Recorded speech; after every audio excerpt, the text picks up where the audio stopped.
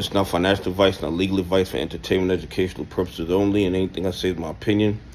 Please don't make any financial decision based on anything I say in these videos. That being said, hit the like button, subscribe button, all that YouTube algorithm stuff, so you get a video that I put them out.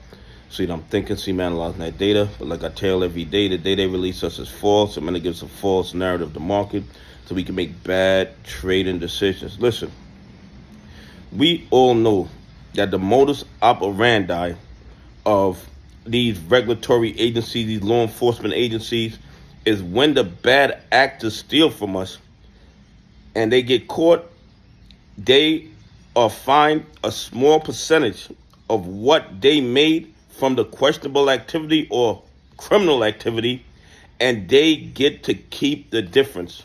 But it seems like the New York Attorney General is turning the tides on that. She has recovered $50 million from Gemini, from people who invested in the Gemini Earn program, and she is making sure that that money, that $50 million, is being redistributed to the investors that lost money in that play.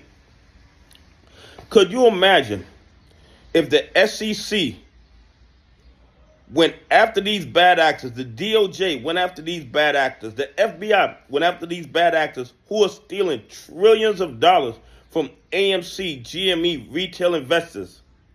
And then not only did they fine them a large amount of money, they took the profits that they got from robbing retail investors and pension funds and returned it to the investors.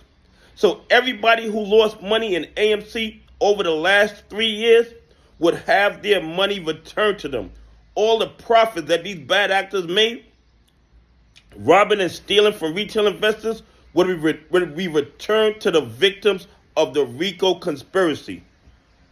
But it doesn't work that way. But I believe the New York AG is setting precedents by going after these bad actors, taking the money and giving it back to the people that were defrauded. Now, if the SEC does that, if the DOJ does that, if the FBI does that, guess what? The bad actors have no incentive to break the law anymore. Because if they know that they're going to lose all the profits that they made from the illegal activity, and then on top of that, be fined and maybe lose their license to trade, it would stop. It would stop overnight. So I believe the SEC needs to start not only finding these bad actors, but clawing back everything they made from the illegal activity and giving it back to the shareholders of record when the crime went down.